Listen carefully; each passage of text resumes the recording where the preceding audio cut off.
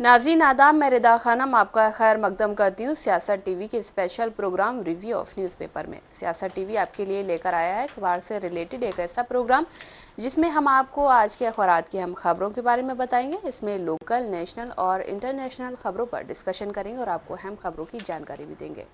हम इस प्रोग्राम में हर ज़रूरी खबर पर रोशनी डालेंगे, चाहे वो लोकल हो, नेशनल हो या फिर इंटरनेशनल। इस प्रोग्राम में हर खबर की तह तक जाएंगे, क्योंकि कुछ अखबार की सिर्फ सुर्खियां बनकर रह जाती हैं या टीवी पर 2 मिनट की न्यूज़ ही हो पाती है, लेकिन हम आपको उन खबरों के बारे में तफसील से बताएंगे। इसी के साथ हमारे साथी मौजूद हैं अशर यासिर। आपका खैर मकदम है। शुक्रिया। तो सबसे पहले बात करते हैं नाज़रीन, इस वक्त बात करें तेलंगाना में, तो तेलंगाना में इस वक्त हाइड्रा को लेकर कार्रवाई जो चल रही है उसको लेकर जनता में भी आक्रोश है और जो विपक्षी नेता हैं उनमें भी आक्रोश है, क्योंकि आए दिन देखा जा रहा है कि जो विपक्षी नेता हैं वो आए दिन कांग्रेस पर निशाना साधते रहते हैं हाइड्रा को लेकर। और इसी बीच तेलंगाना हाई कोर्ट की तरफ से एक फैसला है, उन्होंने मूसी नदी की सफाई को जरूरी बताते हुए मूसी नदी के किनारे अनाधिकृत निर्माणों को हटाने के संबंध में राज्य सरकार को व्यापक निर्देश जारी किए हैं। और उन्होंने कहा है कि ताकि प्रभावित होने वालों का हित भी प्रभावित ना हो सके। इसी के तहत अगर ऐसे देखा जाए, जिस तरह से हाइड्रा की कार्रवाई जो पिछले दिनों से जो चल रही है उसको लेकर बीआरएस है या जो भाजपा है वो कंटिन्यू जो राज्य सरकार है उस पर हमलावर रहती है। बिल्कुल, देखिए ये आदेश उन निवासियों द्वारा लगभग 46 रिट याचिकाओं के उसमें दिया गया है कि इसमें जो है उसने कहा है कि जिनकी संपत्ति मूसी नदी के एफटीएल और बफर जोन के भीतर आती है वो प्रस्तावित मूसी रिवर फ्रंट विकास परियोजना से प्रभावित हो रहे हैं। कुछ लोग ऐसे भी हैं, अब वही बात आती है कि जिन्होंने घर खरीद लिया, कभी ज़मीन खरीद ली, अब सरकार की तरफ से एफटीएल या बफर जोन वाला जो पूरा सिस्टम चलाया जा रहा है इसमें जो आ रहे हैं उनका क्या होगा, उनके लिए कुछ होना चाहिए। लेकिन फिर अदालत ने यह भी कहा है कि सरकार को पूरी तरह से अधिकार है हाइड्रा की कार्रवाई करने का। तो कहीं ना कहीं ये मतलब आम जनता के लिए चीज़ें परेशानी खड़ी कर रही हैं, क्योंकि आप ज़मीन खरीदते हैं उस वक्त वो चीज़ें सही होती हैं, देन फिर ज़मीन खरीदने के बाद कुछ सालों के बाद फिर ये चीज़ें आती हैं, तो आप क्या करोगे, फिर आप कहाँ जाओगे।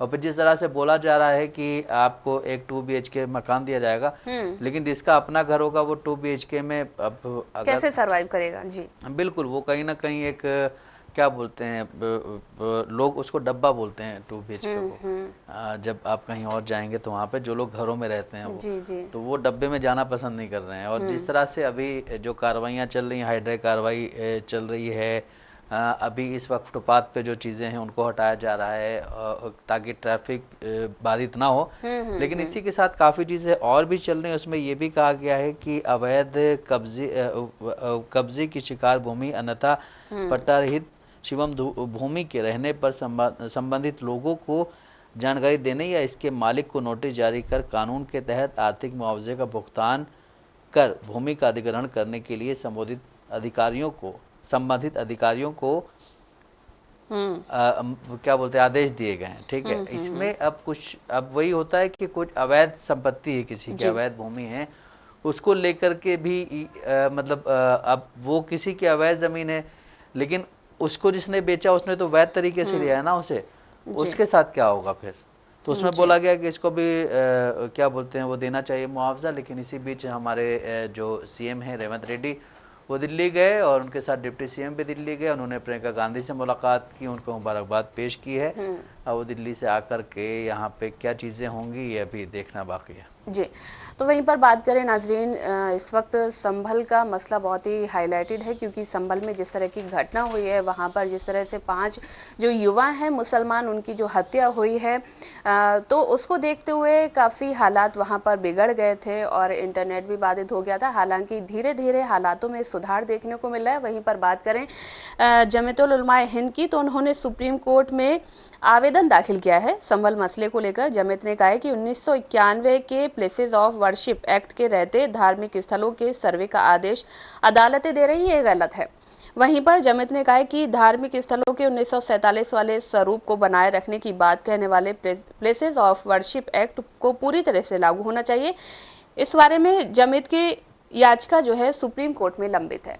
और इसी को देखते हुए जैसा कि यासिर हमने देखा है कि संभल में जिस तरह के हालात पैदा हुए थे, जिस तरह से वहाँ पर जो हिंदू पक्ष के जो वकील हैं वो गए थे, एक सर्वे के दौरान गए थे, वहाँ पर वो कुछ लोगों को साथ लेकर गए थे।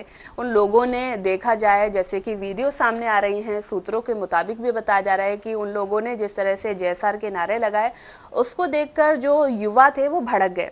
और ये जो है कार्रवाई सिर्फ एक तरफ से नहीं की गई थी। जो उन्होंने कहा है कि पत्थरबाजी हुई है, पत्थरबाजी सिर्फ जैसा कि वीडियो में देखा गया है, पत्थरबाजी सिर्फ एक तरफ से नहीं हुई है। अगर एक तरफ से पत्थरबाजी हुई तो दूसरी तरफ से गोली चलाई गई थी।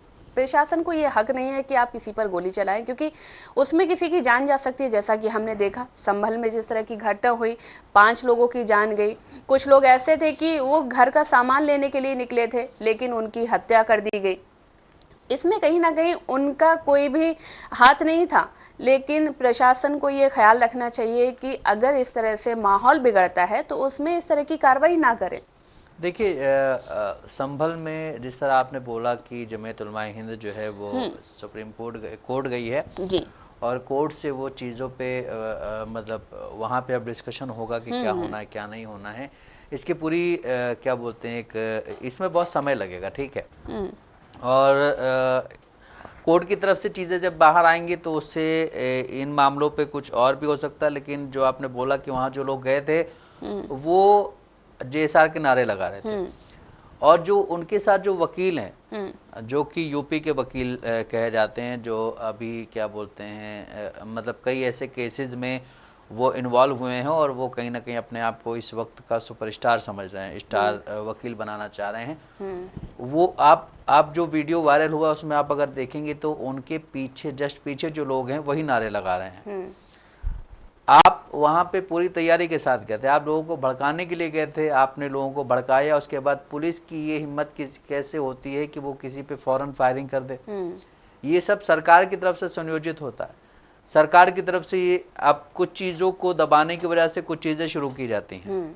लेकिन संभल में इस वक्त हालात थोड़े बेहतर हुए हैं। जिस तरह रविवार को जो केस हुआ था वहाँ पे हिंसा हुई थी, उसके बाद आज हालात काफ़ी बेहतर हैं। स्कूलों को भी खोल दिया गया है और दुकानों को भी खोल दिया गया है, वहाँ पे जो ज़रूरी चीज़ें उनको खोल दिया गया है। लेकिन इंटरनेट सेवाएं अभी बाधित हैं। आज शाम 4 बजे तक उन सेवाओं को बंद रखा जाएगा, उसके बाद शायद वो खोल दिया जाए। लेकिन फिर भी वहाँ के लोगों में एक दहशत है, वहाँ के लोगों में गुस्सा भी है। वहाँ के लोग अभी भी उन चीज़ों को भूल नहीं पा रहे हैं जो संडे को हुई थी वहाँ पे। और जिस तरह से एक क्या बोलते सर्वे की टीम के साथ लोग कहीं ना कहीं देखा जाए तो मस्जिद पर चढ़ाई करने गए थे जी, और एक क्या बोलते हैं जेएसआर का नारा लगा रहे थे, तो उससे भी लोग काफ़ी दुखी हैं। अब उन लोगों का भी ये कहना है कि भाई इस तरह की अगर चीज़ें होंगी देश में तो हम क्या करेंगे फिर। और इसमें ये नहीं कि क्या बोलते हैं अपोजिशन ही आवाज़ उठा रहा है, इसमें कुछ ऐसे देश में बाबा भी हैं जो कि मतलब एक क्या बोल, जिनको बाबा बोलने में सही भी लगता है कि ये अपने हिसाब से बात करते हैं, धार्मिक हिसाब से बात करते हैं। उनकी भी बयान सामने आ रहे हैं। उनका भी यही कहना है कि भाई ये जो चीज़ें देश में इस वक्त चल रही हैं कि हर मस्जिद के नीचे मंदिर है, हर मस्जिद के नीचे मंदिर है, इन चीज़ों को ख़त्म होना चाहिए। लेकिन अब जिस स्टेट का मुख्यमंत्री ये बोल रहा है कि जब से मैं सत्ता में आया हूँ, जब से आप देख रहे हैं कि बड़े बड़े लाउड स्पीकर हमने हटवा दिए हैं और सड़कों पे कोई नमाज नहीं पढ़ सकता है, अब सड़कें खुल गई हैं, तो अब जब आपका राजा ही इस तरह का होगा तो वहाँ की प्रजा फिर क्या करेगी। जी या सर एक बात कहूँगी कि जैसे कि शाही ईदगाह और जो काशी मथुरा को लेकर जो विवाद चल रहा था, उस समय भी जो जमीयत थी उन्होंने एक याचिका डाली थी सुप्रीम कोर्ट में और वो अभी भी लंबित है। उसी को देखते उन्होंने कहा है कि इस पर जो है सुप्रीम कोर्ट को जल्द से जल्द सुनवाई करनी चाहिए, क्योंकि आए दिन देखा जा रहा है कि हिंदू पक्ष के लोग कोई भी आकर बोल देता है कि यहाँ पर पहले मंदिर था, फिर उसके लिए कार्रवाई होने शुरू हो जाती है। और इस तरह से जिस तरह से हम संभल में हालात पैदा हुए हैं वो आने वाले दिनों में कहीं पर भी हो सकते हैं। इसीलिए सुप्रीम कोर्ट को जल्द से जल्द इस पर सुनवाई करनी चाहिए। देखिए, सुप्रीम कोर्ट को सुनवाई करनी चाहिए। सुप्रीम कोर्ट इस मामले में देखिए जिस तरह से जितनी जल्दी सर्वे के लिए बोला गया था, कोर्ट नहीं बोला था सर्वे के लिए, अब सुप्रीम कोर्ट में मामला पहुंचा। सुप्रीम कोर्ट में इस पे सबसे पहले रोक लगनी चाहिए और उत्तर प्रदेश की सरकार या जो लोग सर्वे करने गए थे या जो वकील था उससे ये पूछना चाहिए कि आप लोग इतने लोग लेके क्यों गए। बिल्कुल, देखिए कुछ भी चीज़ होती है, कोई भी वकील होता है या कोई भी ऐसा इंसान होता है उसको सस्पेंड कर दिया जाता है, सस्पेंड करके आप मामले को दबा नहीं सकते हैं जी। सस्पेंड करने के साथ साथ उस पर कोई कार्रवाई भी होनी चाहिए। अभी 4 लोगों की मौत हुई है, 5 लोगों की मौत हुई है। उन 5 लोगों की जिंदगी तो आप वापस नहीं ला सकते हैं, लेकिन उनके घर वालों पे, उनकी फैमिली पे, उस जगह पे उन लोगों के लिए कुछ मरहम का इस्तेमाल तो कर ही सकते हैं आप, कि आप कुछ कार्रवाई करें। सुप्रीम कोर्ट में जब मामला गया, सुप्रीम कोर्ट को सबको उठा करके अपने सामने पेश करवाना चाहिए कि भाई इस तरह की घटनाएं कैसे हुई। जिन पुलिस वालों ने गोलियां चलाई थी उनकी वो होनी चाहिए, जांच होनी चाहिए। उनकी मानसिक स्थिति कैसी है कि वो फौरन गोली चला देते हैं किसी पे भी।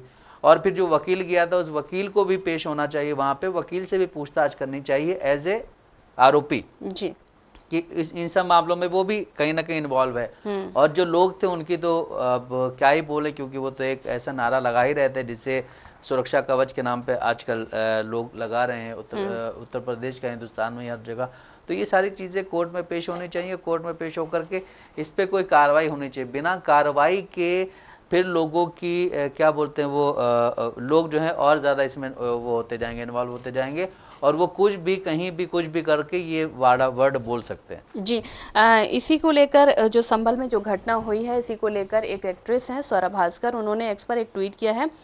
उन्होंने कहा है कि हम उस स्थिति पर हैं जहां कानून नागरिकों की हत्या सिर्फ इसीलिए कर रहा है क्योंकि वे मुसलमान हैं। यासर, इन्होंने जो ट्वीट किया है वो कहीं ना कहीं एक सच साबित होते हुए दिखता है, क्योंकि संभल में जो घटना हुई वो हमने देखी। वहाँ पर जो 5 लोगों की मृत्यु हुई है, 5 लोगों को प्रशासन की तरफ से मारा गया है, उस पर कोई कार्रवाई नहीं हुई क्योंकि वे मुसलमान हैं। और वहीं पर हमने जो पिछले दिनों देखा था, जो बहराइच में घटना हुई थी, वहाँ पर एक लड़का था, एक युवक था, 25 साल का युवा था, गोपाल मिश्रा, जिसकी हत्या हुई थी। उसकी जब हत्या हुई तो इतना बवाल हुआ, उनके परिवार वालों को योगी आदित्यनाथ ने मिलने के लिए बुलाया, उनको राशि भी देने की बात कही कि हम इनको जो मृत्यु हुई है उनको राशि देंगे। और जिन्होंने कहा जा रहा है कि हमला किया था उनके घर पर, सॉरी उस लड़के पर, क्योंकि वो अभी वो सारे सबूत सामने नहीं आए हैं, लेकिन जिन्होंने हमला किया था सूत्रों के मुताबिक किया, पुलिस प्रशासन की तरफ से जो इल्ज़ाम लगाए गए थे, उनके घरों को तोड़ने का आदेश भी दे दिया गया था। लेकिन सुप्रीम कोर्ट की तरफ से ये आदेश था, पहले ही हो गया था कि आपको किसी का घर गिराने की अनुमति नहीं है।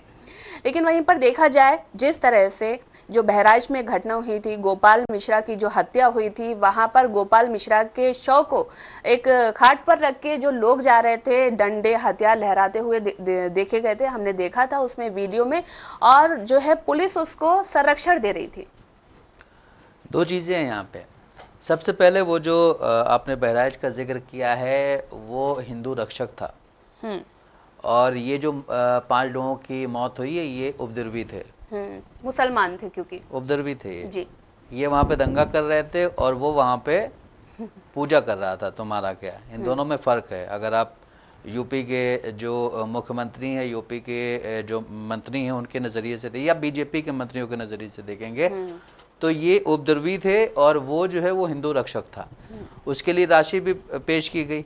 उसके फैमिली वालों से, जैसा आपने बोला कि सीएम योगी आदित्यनाथ मिले भी थे, और उसके बाद वहाँ पे क्या क्या हुआ वो सबके सामने। अब बात यही, स्वरा भास्कर ने बहुत सही कहा है कि इस देश में सिर्फ मुसलमानों पे ही ऐसी चीज़ें की जा रही हैं, और उन पे अगर कोई अत्याचार होता है तो उसके लिए कोई बात नहीं होती। आप आज भी देखिए कि आज भी संसद चल रहा है, संसद में राहुल गांधी इस बात पे अड़े हुए हैं कि 2 दिन के लिए संसद में इस पे चर्चा होनी चाहिए, संविधान पे, और अडानी पर चर्चा होनी चाहिए। लेकिन क्या कोई वहां पे जा रहा है? अब 2 लोगों की जिन लोगों की वहां पे मौत हुई, उनकी फैमिली से कौन मिला है जाके? उनसे, उनकी फैमिली में वो मतलब क्या चीजें इस वक्त चल रही होंगी उनके माइंड में, ये कोई नहीं जान सकता है। क्या पता वही लोग सिर्फ कमाने वाले हों, क्या पता उन्हीं की वजह से कुछ चीजें और चल रही हों, काफी चीजें हो सकती हैं। लेकिन इस देश में जो है हर चीज़ पे पॉलिटिक्स होती है।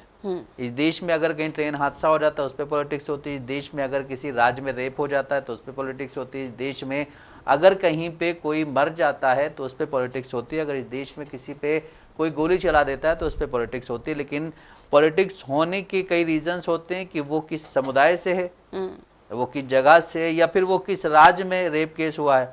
अगर वो इस राज्य में रेप केस हुआ है जहाँ पे बीजेपी गवर्नमेंट है, वहाँ पे कोई भी चर्चा नहीं होगी और उसके बारे में कोई भी बात नहीं करेगा। ये कहा जाएगा बहुत बड़ा प्रदेश है और यहाँ पे कानून व्यवस्था बहुत सख्त है। जी। और यही कानून व्यवस्था है जिसने संभल में 5 लोगों की हत्या की है। असदुद्दीन ओवैसी ने बोला था कि ये क्या बोलते हैं, ये तो पूरी हत्या है। और मतलब वहाँ के लोगों का भी ये कहना है कि ये प्री प्लान होकर के पूरी चीज़ें शुरू हुई थी और जो 5 लोगों की बलि चढ़ी इस पर। बिल्कुल। अच्छा, इसी दौरान जो स्वरा भास्कर ने जो ट्वीट किया है, उन्होंने न्यायपालिका पर भी सवाल उठाते हुए कहा है कि न्यायपालिका इस समय भगवान से सलाह ले रही है क्योंकि उन्हें अपना काम कैसे करना है और ये पूरी तरह से बकवास है।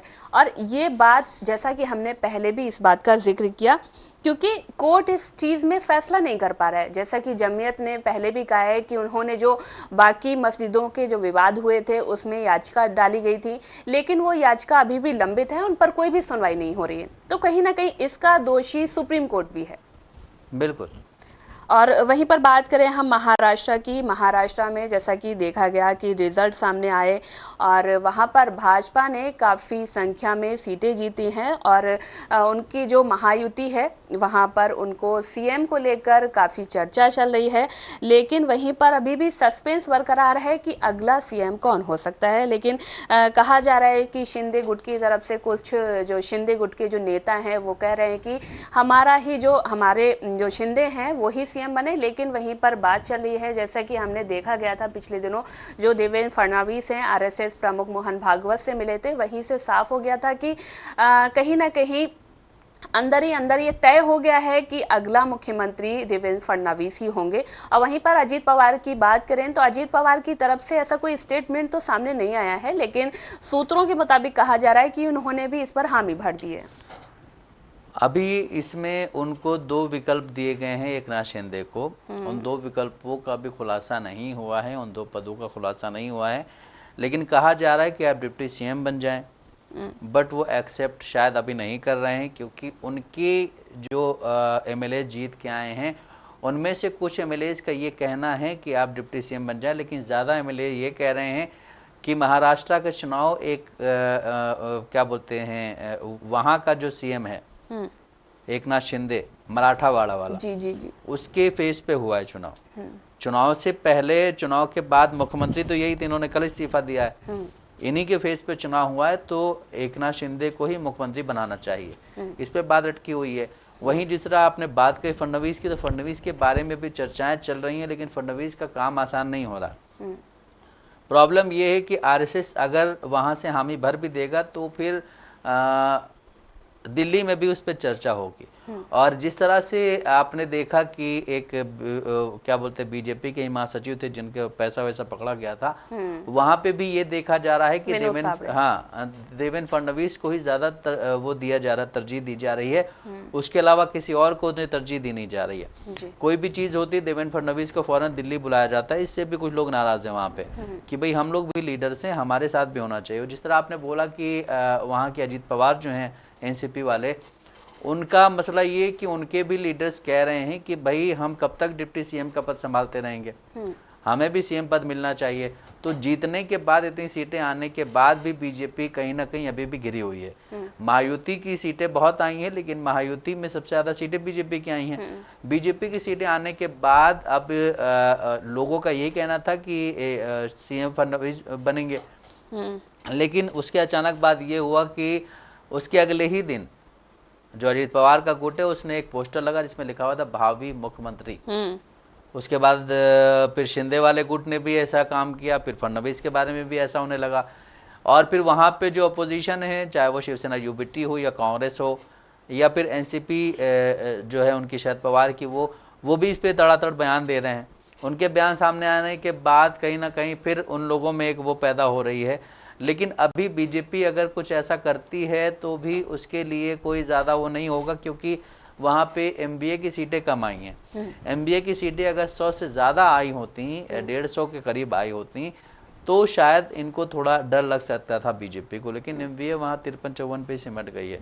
इसके बाद अगर ये दोनों वहाँ जाते भी हैं तो भी कोई फायदा नहीं होता। हमने भाजपा की बात की, जैसा कि आपने बोला कि भाजपा कम सीटें ज़्यादा सीटें आई हैं फिर भी गिरा हुआ महसूस कर रही है, लेकिन हम वहीं पर बात करें कि भाजपा अभी तक साफ साफ फैसला नहीं कर पा रही है कि उसको किसको जो है सीएम फेस बनाना है। वहीं पर हमने पिछले जो चुनाव हुए थे उसमें देखा गया था कि तब भी भाजपा को ज़्यादा सीटें आई थी, लेकिन तब वहाँ पर महाराष्ट्र में भाजपा ने छोटे भाई की भूमिका निभाई नहीं थी। तो वो इस वजह से निभाई था ना, क्योंकि छोटे भाई को आप कहीं और से तोड़ के लेके आए थे, तो आपको उसके साथ न्याय भी करना था ना। हमने यासिर हरियाणा में भी ऐसा ही कुछ मसला देखा था, जैसे कि हरियाणा में भाजपा की बम्पर जीत हुई थी, लेकिन कई दिनों तक इस चीज को लेकर मंथन चला था कि सीएम फेस कौन हो सकता है। हालांकि कई नेताओं को देखा गया था कि वो भी दावा कर रहे थे, अंदर ही अंदर उनके मन में कुछ और चल रहा था, लेकिन बयानों के तौर पर बाहर कुछ और ही आ रहा था।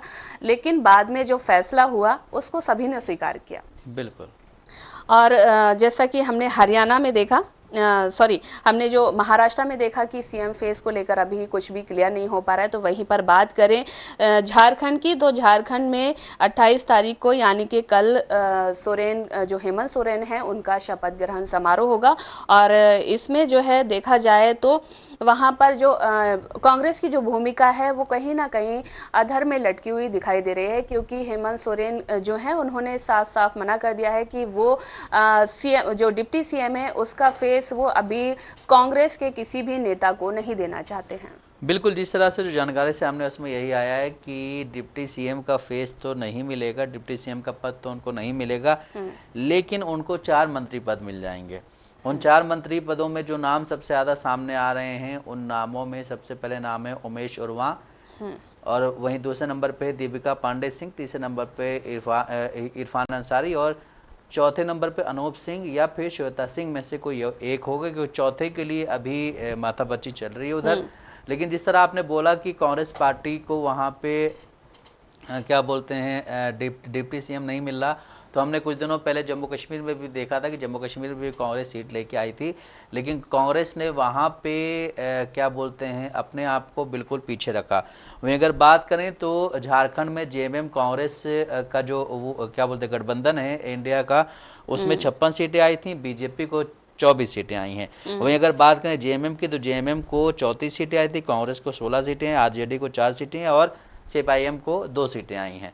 तो इससे ये अंदाज़ा लगाया जा सकता है कि जेएमएम जो है सबसे बड़ी है पार्टी वहाँ पे।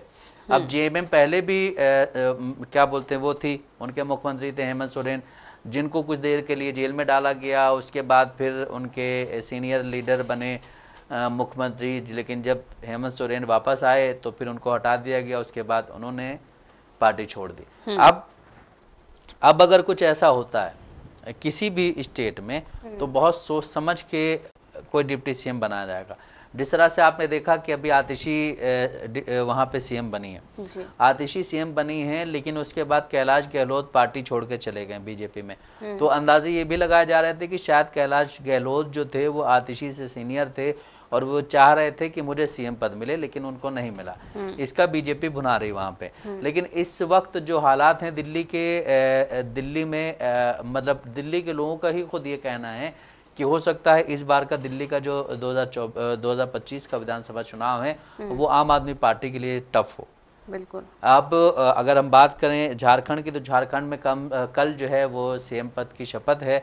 उस शपथ ग्रहण समारोह में काफ़ी लीडर्स जाएंगे। जिस तरह से कल हेमंत सोरेन आकर के दिल्ली के पूर्व मुख्यमंत्री अरविंद केजरीवाल उनकी फैमिली से मिले थे, तो उम्मीद ये की जा रही कि हो सकता है ये भी जाएं। वहीं क्या बोलते हैं जो और लीडर्स हैं वहाँ पे, जो इंडिया गठबंधन वाले हैं, उन सबसे मिले थे, कांग्रेस लीडरों से भी मिले थे, मल्लिकार्जुन खड़गे से मिले, राहुल गांधी से मिले और प्रियंका गांधी से मिले। ये लोग भी जाने की उम्मीद है। लेकिन अभी जो रिपोर्ट सामने आ रही है उसमें आ रही है कि तेजस्वी यादव और राहुल गांधी दोनों शपथ ग्रहण समारोह में जाएंगे और कल वहाँ पे शपथ ग्रहण समारोह होना है।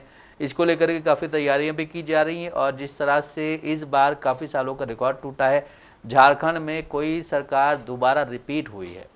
बिल्कुल। इससे पहले ये हो रहा था कि एक बार एक पार्टी सत्ता में आती थी, उसके बाद दूसरी पार्टी आती है, लेकिन इस बार वही चीज़ रिपीट हुई। तो इसके लिए वहाँ की जो सरकार है, या अगर बात करें हेमंत सोरेन की जो पत्नी है कल्पना सोरेन, उन्होंने बहुत मेहनत की। जिस तरह से हेमंत सोरेन जिस वक्त जेल में थे लोकसभा चुनाव में, कल्पना सोरेन बाहर आई और कल्पना सोरेन ने कहीं ना कहीं वो मोर्चा संभाला, और जिसमें जब वो जीत गए हैं हेमंत सोरेन अभी, तो उन्होंने इस चीज़ का जिक्र किया था कि हमारी मतलब उनकी जीत में उनकी फैमिली का, उनकी पार्टी के लीडरों का, उनके कार्यकर्ताओं का और वहाँ की जनता का तो मैं बहुत बहुत धन्यवाद देता हूँ। लेकिन एक शख्स और है जिसकी वजह से कहीं ना कहीं ये चीज़ें हुई हैं, वो मेरी पत्नी है, क्योंकि उनकी वाइफ बाहर आई थी। लेकिन आपने जिस तरह देखा कि केजरीवाल भी जेल में गए थे, केजरीवाल की वाइफ भी बाहर आई, लेकिन उतना स्पेस नहीं मिल पाया उनको, लोगों को प्रभावित नहीं कर पाए, लोगों को प्रभावित नहीं कर पाए। लेकिन कल्पना सोरेन ने एक अलग अपना वो बना लिया। कल्पना सोरेन इतनी ज़्यादा एक्टिव हो गई कि वो आज मतलब दुनिया देश में लोग उनको जानते हैं कि ये हेमंत सोरेन की पत्नी, और जिस तरह बोलती हैं उनका बोलने का अंदाज भी। और इस बार जो वहाँ पे ये क्या बोलते हैं जेएमएम जीती है, जेएमएम के मुख्यमंत्री बनने जा रहे हैं कल हेमंत सोरेन, उससे ये सामने आता है कि एक महिला जो है वो मतलब अगर वो अपने पे आ जाए, वो अपने हक के लिए लड़ना शुरू कर दे, तो वहाँ पे बीजेपी ने क्या क्या नहीं किया। वहाँ बीजेपी ने बोला घुसपैठिए आ रहे हैं यहाँ की क्या बोलते हैं औरतों को ले जा रहे हैं, ये कर रहे हैं, लेकिन उन चीज़ों का कुछ भी फायदा नहीं हुआ। और जिस तरह से असम का सीएम हेमंत बिस्वा शर्मा बैठा हुआ था वहाँ पे काफी दिन से, उसको झटका लगा है, उसके बाद से वो गायब है। जी बिल्कुल, जी कोई बयान सामने नहीं आया, कोई बयान सामने नहीं आया जी। और लेकिन वहीं पर अगर यासिर बात करें कांग्रेस की, जिस तरह से जेएमएम ने बात की है कि उनको कोई भी सीएम फेस मतलब सीएम नहीं, डिप्टी सीएम नहीं दिया जाएगा, लेकिन वहीं पर हम बात करें जम्मू कश्मीर में भी उनको कम सीटें आई थी, लेकिन कांग्रेस ने वहां से खुद ही हाथ पीछे खींच लिए थे, क्योंकि उनको कहीं ना कहीं डर है। लेकिन कांग्रेस मेहनत तो काफ़ी करते हुए दिखाई देती है, लेकिन उसका रिजल्ट कहीं ना कहीं दिखाई नहीं देता है कि शायद उनके नेताओं की गलती हो सकती है, या जो उनके जो नेता बैठे हुए कैबिनेट में, जो उनके नेता बैठे हुए हैं, जिस तरह से वो काम नहीं कर पा रहे हैं। वहीं पर हम राहुल गांधी की बात करें, यासिर, राहुल गांधी बात तो करते हैं, मुद्दे की बात करते हैं, लेकिन कभी कभी वो मुद्दे से भटक जाते हैं। वो कभी कभी हमने देखा जिस तरह से महाराष्ट्र में और झारखंड में जो चुनाव हुए थे, उसके दौरान हमने देखा था उन्होंने जो जनसभाएं की थी उसमें उन्होंने सिर्फ और सिर्फ अडानी का ही नाम लिया था। देखिए, संसद का शीतकालीन सत्र भी चल रहा है। सुबह 11 बजे लोकसभा और राज्यसभा कार्रवाई शुरू हुई। दौरान विपक्ष के हंगामे की वजह से लोकसभा की कार्रवाई शुरू होते ही कुछ मिनटों के बाद उसको जो है स्थगित करना पड़ा है। और स्थगित करने का रीज़न ये बताया जा रहा है कि राहुल गांधी जो है वो अडानी वाले केस पे बात करना चाह रहे थे, लेकिन उसमें हंगामा हो गया। संसद में इस वक्त कहीं ना कहीं इंडिया गठबंधन काफ़ी मजबूत है, और इंडिया गठबंधन में देखा जाए तो कांग्रेस पार्टी के 101 एमपीज हो गए हैं, क्योंकि अभी 2 एमपी नए जीत के आए हैं, एक प्रियंका गांधी और एक जो है वो नांदेड़ से जीत के आए हैं। तो 2 विधानसभा दो जो है उस पर इलेक्शन था लोकसभा पे, और दोनों लोकसभा सीटों पे कांग्रेस ने अपना परचम लहराया। तो कांग्रेस के लिए ये वाला 100% रहा है। लेकिन अब वहाँ पे आप किस तरह से बात करेंगे, क्योंकि देखा ये जा रहा है कि इस वक्त केंद्र सरकार जो है वो जेपीसी के थ्रू जो वक्फ का बिल है उसको भी इंट्रोड्यूस करना चाह रही है। उसके साथ और भी कई 16-17 बिल हैं जिसको इंट्रोड्यूस किया जाएगा। लेकिन जब इस तरह की चीज़ें सामने आएंगी तो उसमें फिर कुछ भी नहीं हो सकता है। जब हर तरफ हंगामा ही होता रहेगा तो कार्रवाई स्थगित होती रहेगी। और शायद ये बीजेपी जो कांग्रेस पार्टी या अपोजिशन वाले कहते हैं कि बीजेपी हर बार कुछ ऐसा मुद्दा लेके आती है या उस वक्त कुछ ऐसा हो जाता है कि बीजेपी उस पर चर्चा नहीं करना चाहती। जिस तरह से मणिपुर का केस हुआ था, मणिपुर पे भी इस सेशन में बात होनी है, लेकिन वो भी नहीं हो पा रही क्योंकि अडानी का मुद्दा पहले उठ रहा है। अडानी के मुद्दे को भी अगर हम देखें तो अडानी का मुद्दा भी वो है, लेकिन जिस तरह से इस वक्त अडानी के समर्थन में बीजेपी और बीजेपी के कुछ ऐसे वकील हैं जो खड़े हुए, तो उससे तो यही नजर आ रहा है कि अडानी के मुद्दे पे कुछ नहीं हो सकता। अडानी को मतलब वो तो बताया जा रहा है कि वो फ्रॉड चीजें हो रही हैं वहाँ पे जी। और कार्रवाई को स्थगित कर दिया गया है कुछ टाइम के लिए। अब देखते हैं कि उसके बाद जब कार्रवाई शुरू होगी तो वहाँ पे क्या सूरत हाल होता है जी। तो जैसा कि नाज़रीन आपने देखा कि हमने आपको न्यूज़पेपर के ज़रिए हम खबरों से रूबरू कराया है। ऐसे ही ज़रूरी खबरों से रूबरू होने के लिए हमारे साथ इस प्रोग्राम से जुड़े रहें, और अगर आपकी इस प्रोग्राम से रिलेटेड कोई भी राय है तो हमें कमेंट बॉक्स में ज़रूर लिखें। इसी के साथ हमारा प्रोग्राम यही ख़त्म होता है। मुझे और मेरे साथी अशर यासिर को दे इजाज़त। अल्लाह हाफिज़।